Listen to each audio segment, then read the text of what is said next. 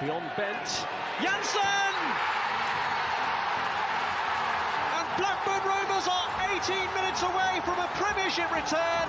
As far as Stewart, just outside the penalty area, clips it central for David Dunn. David Dunn equalises.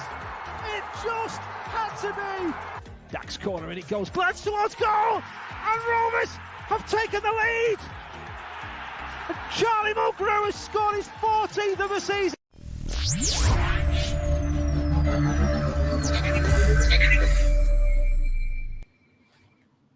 Good evening once again, Rovers fans, and welcome to Friday Night Live, which is our Friday night show before a Rovers away game. No sofa chat this weekend, of course, because we're going to be at Barnsley. And as you can see, I'm joined by Joe Harvey and Andy Watson. How are you doing, fellas, on this very fine Friday evening? Joe's muted. He's doing very well. Lost his voice completely. Sorry, guys. Yeah, not so bad. Very busy weekend ahead, so looking forward to tomorrow's game. And yeah, looking forward to just getting this weekend out the way, to be honest, and getting into next week. Definitely. Joe's first live stream since his announcement, isn't it? Yeah, I was going to, Joe, on a serious note, because I'm not sure everyone will have seen the message on Twitter and it's been referenced on the other side just then. On a serious note, congratulations to you and your news. Do you want to just tell people what you're going to be up to? Oh, thanks very much. Yeah, I've anybody who watched the Academy show that we did at stupid o'clock in the morning might have started getting some hints. Very happy to be doing some work for Hearts up in Scotland, Heart of Midlothian. Yeah, it's all been a bit crazy, really. It all came about less than 2 weeks ago. It's all happened very fast. It may mean a bit of a step back from as much work that I do with you guys as before, just a time thing. And obviously, due to the nature of the work, it's going to mean a step back a little bit from the Rovers Analytics stuff, because sadly it is a bit of a conflict. And whilst it's easy to imagine Hearts as a team up in Scotland, they've got more season ticket holders than Rovers. And if they get wind that I'm working there, all of a sudden every player that I'm waxing lyrical about is a player that Hearts are rumoured to sign. So got to be careful what I'm saying, but we'll still be able to be involved. Really looking forward to the Content Awards, and I'll still be heading down to London, and I'm sure there'll be sofa chats that I managed to hang on to with Ryan and Luke here and there, and I'll get to games when I can. So I've appreciated everybody's messages, and I can see a couple in the comments as well right now. It's so kind, and it's been very emotional. Just some of the I've had messages from players at Rovers, staff who I've worked with, and Simon Cooper, who we've had on the stream, who absolutely is a huge part of my journey so far. So just thanks to everyone for all the kind messages, and really looking forward to it. But I'm not dead and I'm not gone forever, so no rest in pieces, or it's not an obituary. Don't worry. Oh, I love it. It's very well deserved, Joe. We're buzzing for you. And as Dizzy said there, we're going to miss you being involved as much, but we'll use you to the best of our advantage, I am sure. So there's no getting away from us that easy. Right. So let's get this chat underway then. So first thing I just want to talk about, guys, is just the results over the last week. Different emotions over the last week. Luton game last week. Bonkers game. I wasn't at that one, and it sounds like it's a good job I wasn't, because it just seemed a crazy second half. And obviously Luton got a 98th minute equaliser, which is like a dagger to the heart at any time. And then Hull was just a tale of two halves, wasn't it? Just a really drab first half where we struggled against a hard-working side, but then brilliant second half. The crowd were electric, Rovers were electric, and dispatched of Hull really well in the second half. So, Andy, I'll start with you. How are you feeling about Rovers' results over the last week and just the start in general, I guess? Yeah, I mean, it's clear from what I think Mowbray has said, if you read between the lines, that he was hoping for 6 points from those two home games. To get 4, obviously, is fine. It's okay.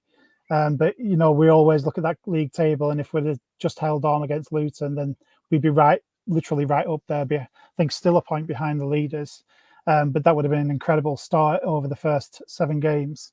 As it is, it's still a good one. It's a solid one.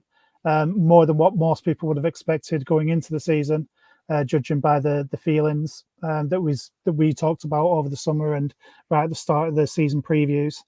And now I think we're in a position where we kind of are on a win to nothing really. We can maybe go ahead and push on for the playoffs. I had someone messaging me today saying they'll think we'll get top 6, and I didn't just say that's ridiculous. But it's been a good start. Hull, I thought, was a very disappointing performance, except for when the 2 substitutes came on, and then 15, 20 minutes after that, we'd won the game because Hull are really toothless. And I think I think I saw it might have been Luke Kimberley saying, if we concede to this lot today, if we don't get a clean sheet today, we'll never get one. And we were quite fortunate in a way to get one because of that offside goal. But and we'll see how we get on against. I'm gonna have to listen to what Andy said about Barnsley because they've had a relatively poor start to the season. I'm sure we'll come on to talk about that. But for Rovers, solid and pleasing, really, in general, with the fight more than anything else.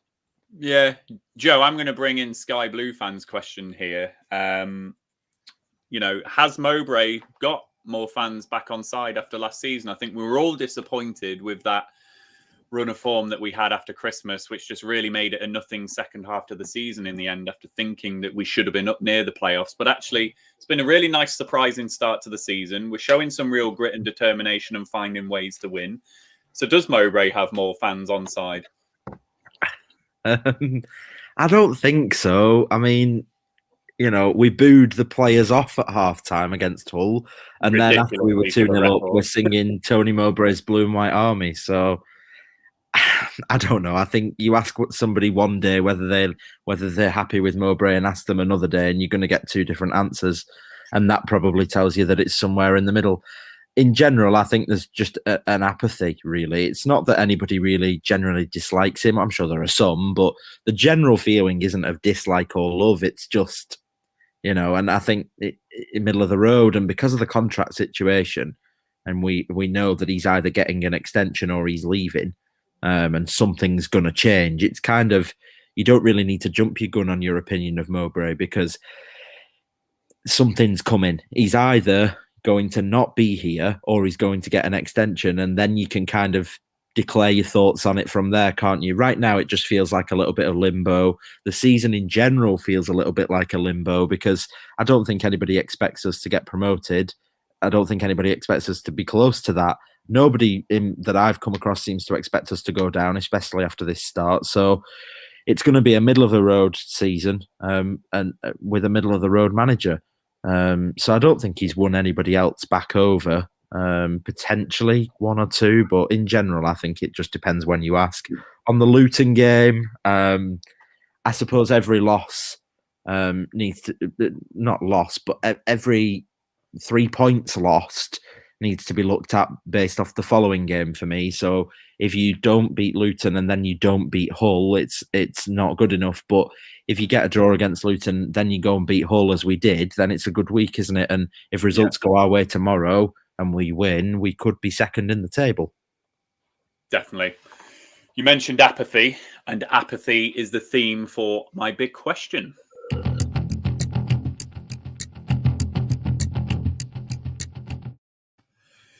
Love that thing. So my big question, Andy, I know that I'm going to come to you to kind of lead this in a moment. I just want to talk about attendances. So 9,140 people for the game against Hull at home, which I know it was a midweek game. I know it was on Sky, etc. I can remember, we all can probably remember when it was 2-3 times that amount not very long ago. So my big question is, and you might bring in some of this to the stuff you've prepared for us, Andy, does the club need to do more to attract fans? So things like better pricing is a very simple one. Or is that just futile, given that so many are disenchanted under Venky's? So many people have probably, lost their job or might not be, too flush in the pocket at the moment. What do we need to do about these attendances? So, Andy, I'm just going to come to you first. Yeah, I suppose first of all, let's assess where we are at. Obviously, I'm not used to, even though I'm a bit older than certainly Joe, not used to these single figure attendances at all, especially after Rovers was redeveloped under Jack Walker. So to see that figure of 9 at the front of it wasn't a shock, because obviously we've been relatively close to that, but it's still exceptionally disappointing. And it points to the fact of the word that Joe used in his what he was saying there is apathy. And maybe it is the situation under Venky's, maybe it is what people maybe suggest is not the most inspiring football, although I don't agree with that. And also, we were under Venky's in the League One season. We were under Venky's when we filled the stadium at home to Oxford. I know that was exceptional circumstances, celebrating promotion, but where did all those people come from? I doubt they were travelling from all over the country and all over the world, where we do have still quite solid fan bases, across the country and across the world, because of what happened in the 90s mainly, but also because of the history of the club. So, people do want to support it. It's just why they're not coming into the stadium. And to the question, could the club be doing more? Of course they could. I suppose every club, in a way, could always do more. Some of them don't need to, especially if they're in the Premier League. But there's no imagination and there's no seeming drive to get people into the stadium. They want to charge the money that they're charging for fixtures that aren't very inspiring. And so, in my opinion, they should be aiming to get the stadium fuller, to create a better atmosphere, to then encourage people to come down off the back of that. And there's plenty of schemes out there that could be done, but let's just take a look at. So I did a little study earlier. I know the graphic design on this is terrible. It was literally a rush job, because I thought about it this afternoon. This is an attendance percentage change from the season 18-19. And the reason that I chose that season is because it's the last season that wasn't at all affected by COVID. So we had a full season. This is from Transfer Market. And these are the 15 teams that are in the championship now that were in then as well, which is why there's only 15 in there. So you can see 13 out of the 15 clubs there actually have a lower attendance than they did in 18-19. So it's not just us that's suffering from this. Birmingham City are a bit of an anomaly because they've got half the stadium closed down for renovation at the moment. But so let's ignore Birmingham for a second. Derby, obviously, there's obvious reasons why they aren't bringing in as many fans. And then it's Blackburn, Preston, Middlesbrough and Stoke, and then Hull. So a lot of those, obviously, northern teams. And I wonder whether is there something there which says that, people are being hit in the pocket, especially post-COVID. I'll just bring up the other one, which actually has the figures on it. So although we're actually not losing as many fans as Stoke, for instance, but percentage-wise, it's 27% down from 18-19. That was the season that I think that was our first season back in the Championship, wasn't it? So we weren't at a lower level. The football wasn't any better than it is now. In fact, I'd say the football then was worse, technically, than what we have now. So it's not that. It probably is to do with the pandemic. It's obviously a common theme across all of these clubs, is that we've all been through this pandemic, and people's habits have changed. They've gotten out of going to football on a Saturday. They've found other things to do with their time. They've got families. There was a really good point that someone made on Reddit that the generation of fans that went to Rovers have all kind of like maybe gone to Manchester or gone somewhere else in the country, and to travel back to Blackburn for these prices as well is not something that people want to do. And obviously, me and yourself, Ryan, we live on the opposite side of the country, and it's only our love of Rovers that takes us to the games. But I don't have a season ticket. I can't get there. I haven't been there since the pandemic. So, is there that as well? And this is the key. We need to get more young people into the ground, and them giving away those 1,000 tickets that they did to the school children is a good idea. But we need to make it more than that. We need to make it bigger. We need to encourage people to get their young people down there. And that's the end of my little spiel. Sorry.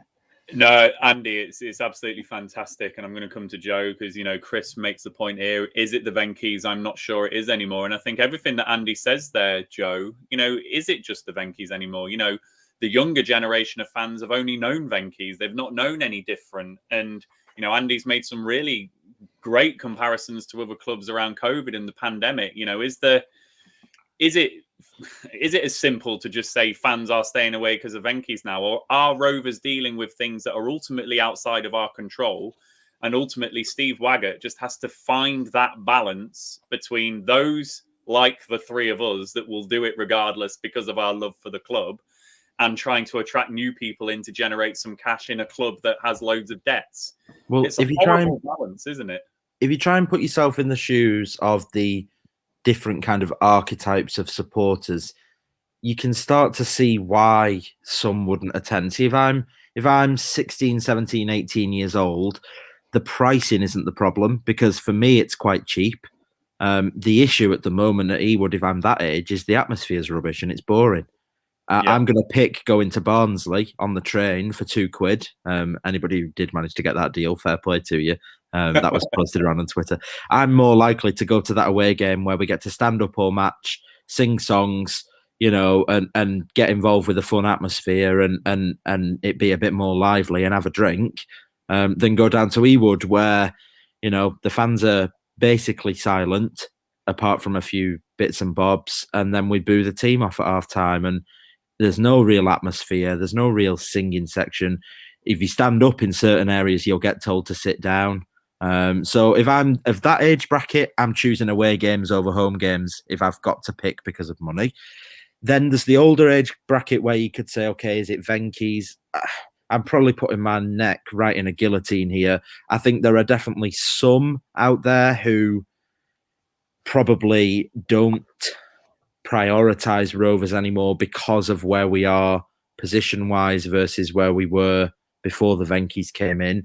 Yes, it's a Venky issue on the surface, but your club is your club, and if you could find the time and the money to watch them in 2009, then can you find the time and money to watch them now? It should be cheaper. I think there is a lot of arguments to be made about the prices, and I agree with pretty much everything that Andy said there. The initiative with the 1,000 young fans, that's great. I want to see that more often. All the stuff that we're doing with the Muslim community and the prayer room for the night matches, and some of the guys in the team involved in integrating that community, that's really good work. Eid in the Park and all that stuff that we've been doing. There's a lot more that we could do. I think some people have got to kind of stand up and admit that it's not just the owners that's the only reason that they're not there. It's not just because they don't really like Steve Waggett.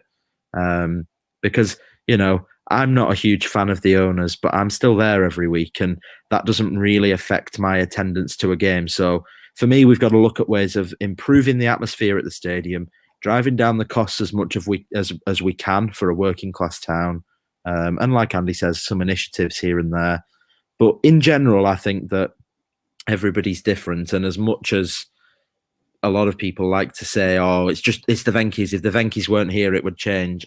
I'm not so sure about that. I'm really not. No, and I agree with both of what you've said. And I think the thing that Andy said about habits, it's not just the football where we've seen people's habits change. I've seen it in my place of work. Everyone works from home now and have fallen out of the habit of working in an office. And we're really having to just kind of be proactive to say, come back to the office. It's great working in the office. So it's that kind of principle that we kind of need to. Please come back to Ewood. It's so much better at Ewood.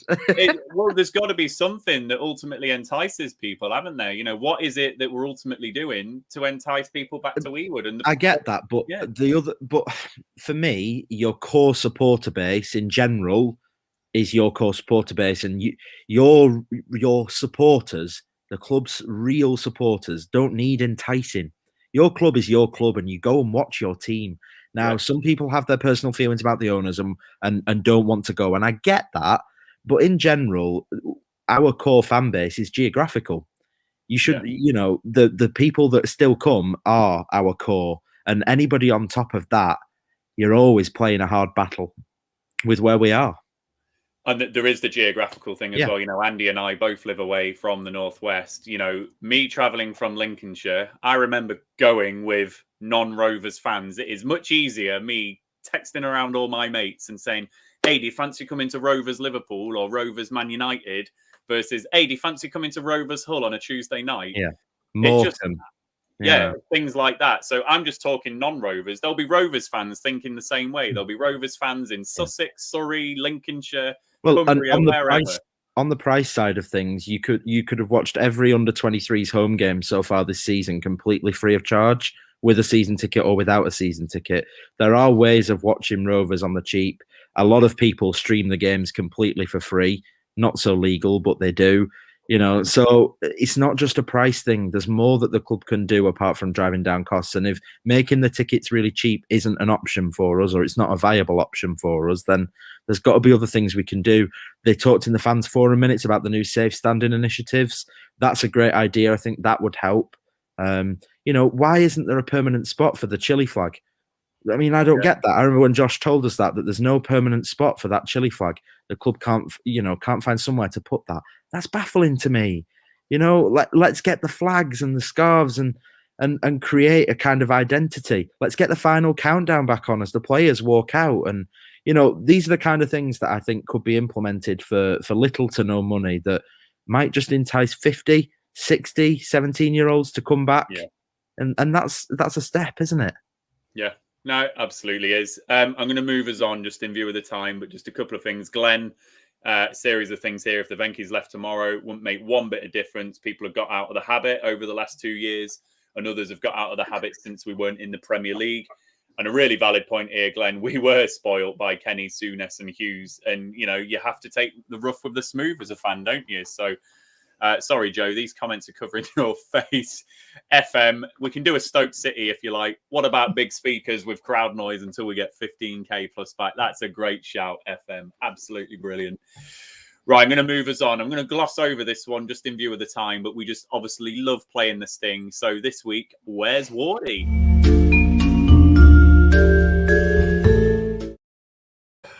So we're not going to talk about Wardy too much because we want to talk about Rovers and not refs. I can tell you that Wardy has been relegated into League One, folks.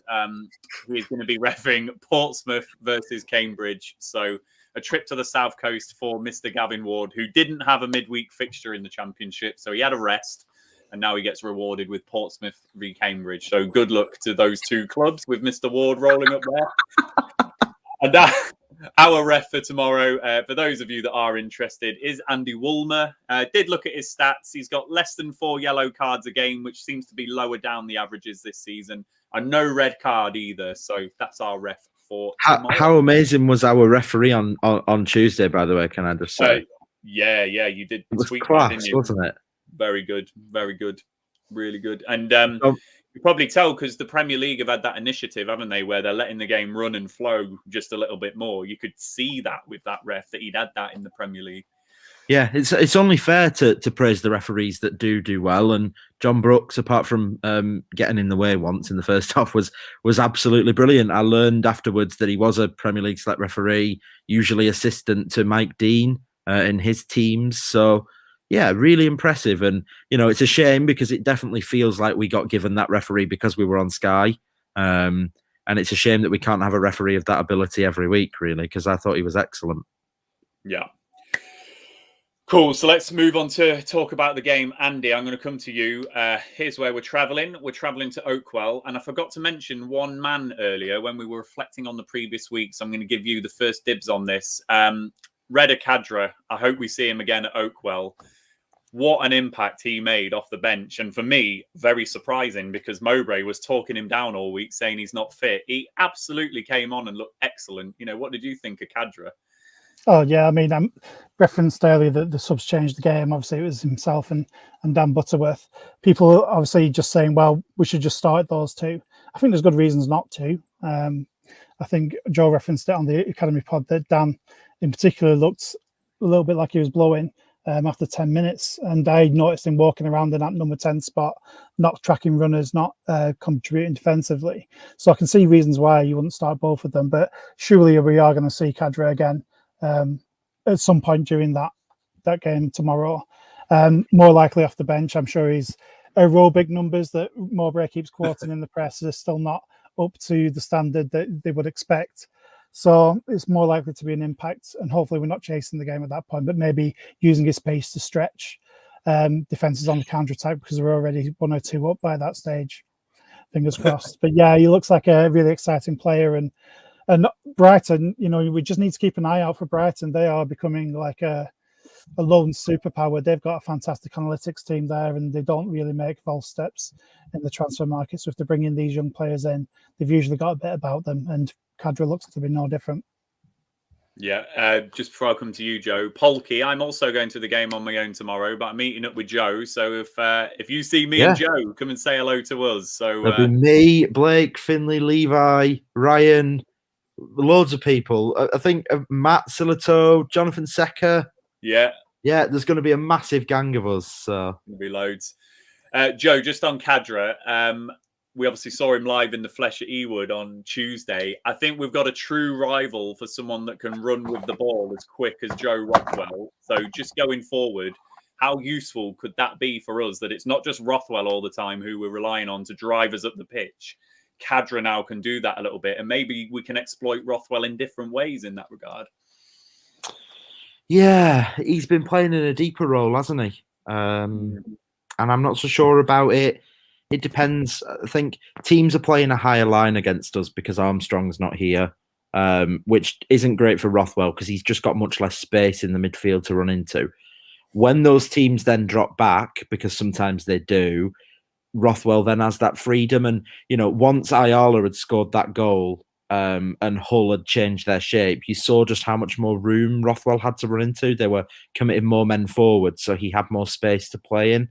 So it's why Dolan and Kadras are so good off the bench. It's not just that they've got energy because they're fresh. It's that when they come on, other teams are usually starting to sit back, which then opens up a lot more space for them to expose in midfield. So I think we've got to manage Khadra and Dolan and Rothwell and Paveda as a four of strong runners on the ball and decide, for me, which two start and which two don't, because I think it's good to have them off the bench and good to have some that start. Awesome. We're going to be wrapping up the show shortly, but I think Andy does need to go before we wrap up the show. So, Andy, we're going to carry on just talking a little bit about the Barnsley game, but I want a score prediction from you. So, how are you feeling about this game? What sort of game are you expecting? I'm expecting a bit of an attritional game again, but I'm thinking actually we will get an early lead, and I think we might be able to catch them a few times on the break. I'm going for a very confident 3-1. Maybe 1 or 2-0 by half time, and then getting one or two goals after half time as well. But that's my thoughts. I don't think Barnsley have started that well, and I'm not afraid of them. So that's what I'm going with. I'm gonna have to go, guys. It's been a pleasure. No worries, Andy. We will see you soon. There we go. Just like that, we flip into a two-man panel. So, Joe, I just want to talk about the game a little bit more then. Just Andy needed to shoot off, which is obviously fine. Barnsley having a bit more possession this season compared to last. And on the other side there, Andy was just obviously talking about that there is still an element of them pressing, but maybe not as extreme as what Ishmael's doing. You have obviously talked about and covered on the Rovers analytics stuff that there's these danger zones for Rovers and possession. I'm hoping that Barnsley, because they want more of the ball, maybe will be outside of our danger zone a little bit. So do you think we can have some joy tomorrow? Well, pre-Ishmael, Barnsley were a side that we could beat and did beat at home because they wanted to play out from the back. And that game at Ewood, where Dak scored and who else was on the score sheet? I think Dak got 2 in that game. We kept winning the ball back high and we scored goals because of that press. I would say personally that we've got the second best press in the division. John Buckley, Joe Rothwell, Sam Gallagher, who's not playing, Ben Brereton, they're such strong runners. Dolan as well. They'll go and win the ball back high. It's why I'd start Buckley in this game, because if you listen to Andy Simcox, it sounds like they're going to play out from the back. They're going to play it short to centre-backs at goal kicks, and that's where we're in our element. So I've got a feeling that it'll end up being like a 50-50 possession game, because I don't think either team's going to have much of the ball, if that makes sense. I think they're going to look to play out. We'll press really high. And I think it'll become not a poor game of football as a result, but just an interesting game tactically. I don't think we'll see domination either way. I am actually very confident in terms of my prediction. Andy and his insight told me that it was injuries central really for them. They're struggling in general. And I think that we're on the up. I think the players are confident. I think the defence is confident. I'm actually going for a 3-0 win tomorrow. A 3-0. Wow, Joe. I love that. Absolutely love that. I think it's going to be a bit of a ding-dong game tomorrow. I think two young squads, a bit of naivety. I can see a really entertaining game, actually. Andy Simcox talked me out of saying 2-2, so I'm saying 2-1 Rovers is what I'm thinking. But yeah, I think it'll be an entertaining game. I just think the youth of the squad, the injuries that Barnsley have got, the fact that it's not going to be the danger zone possession for Rovers. I just think it's going to be a really good game, and I'm confident in Rovers scoring at least 2 goals. So yeah, we're keeping you up. Oh, mate. I mean, not to delve too much just into my personal life, but the day I've had and the weekend that I've got ahead of me in terms of busyness is just unreal. I've got a game with my little under-8s in the morning. I'm then going over to Barnsley, back over to Blackburn to drop off the lads. Then I'm getting on a train up to Newcastle that gets in just after midnight. It's just a bit of a mental one, so I'm knackered. But I'm really glad to have come on and took part in this stream. Obviously, I'm hoping to be involved in streams in general, maybe less often than normal, but it's been nice to be involved in what my friend earlier described as my testimonial. Hey, well, we love that, and you're always going to be welcome, and hopefully you're on as many as we can squeeze out of you. Rovers fans, we're going to end this stream in a moment. If you've not popped in a score prediction either in this show or on the other side earlier, pop it into the comments now and I'll pick it up and we'll gauge the confidence in the fan base. Have I had many score predictions? I think Chris's I can see at the bottom, and we had anyone else, but Chris is going for a 2-1 Rovers, Lenihan and Cadra, and a bit of method to the Lenihan because Andy was saying that they've looked quite poor from set pieces, Joe. Ah, okay. I like that. They've struggled. Yeah, sorry, I didn't really go into scorers or anything. I've got a feeling we'll see another Harry Pick goal, maybe a free kick this time, and I'd love that for Harry Pickering as well. Just got a feeling. And I really hope we see Teo Adun as well. Adun. I don't know how I was supposed to say that, but I hope he comes on too. I'd love to see him in midfield, actually. Yeah, it'd be nice that. Fraser's gone 2-1 Rovers. Kevin, good to have you on, Kevin, has gone for a 4-1 Rovers win. So lots of positivity. No, can't even get me words out. Positivity in the Rovers fan base. Polky's gone 3-2 Rovers. We can't keep a clean sheet besides Hull. There we go. So lots of positivity. It's going to be a great away day tomorrow. Come and say hello to me and Joe if you are at the game tomorrow. We've absolutely loved seeing all the different fans that we've met. As I say, I saw FM Works on Tuesday night, Joe, sat next to him. That's great. That was good to take in the game. And I've met others like Dave Park and Dom Whiting and others as well. It's been great meeting people. So come and say hello, because me and Joe won't recognise you, but hopefully you can recognise us and we'll have a good time at the game. Autumn's still going 2-0. Dizzy's going 3-1 Rovers. Glenn is going 2-1 Rovers, Brio and Bucco. And I think the best way to finish this stream tonight, not a score prediction, but I predict Joe to absolutely smash it in his new role. So well deserved. Thanks. That is the best way to end the show tonight, I think. Thanks, Rovers fans. If you've stuck with us on both shows tonight, on the other side and Friday Night Live, we really appreciate your support. FM, thank you for the super chat earlier as well. You are a serial donator to this channel. Ollie Walker Peel will be available with the watch along tomorrow. So if you're not going to the game, go and join him from about 2:30 UK time.